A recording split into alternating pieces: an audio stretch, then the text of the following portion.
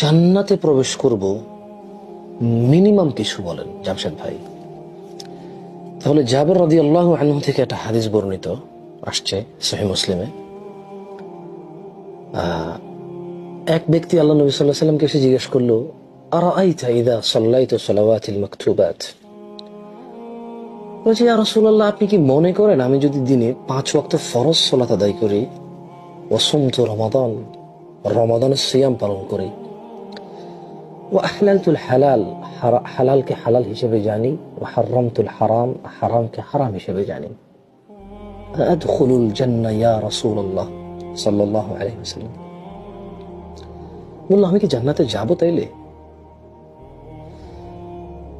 ক্বালা নাআম, রাসূল সাল্লাল্লাহু আলাইহি ওয়াসাল্লাম বলেন, হ্যাঁ তুমি জান্নাতে যাবে। ওই লোক আল্লাহ নবী সাল্লাল্লাহু আলাইহি ওয়াসাল্লামকে বলল, ওয়াল্লাহি, আল্লাহর কসম, লা আযীদু আলা যালিকা শাইআ, আমি এর বেশি কিচ্ছু করব না।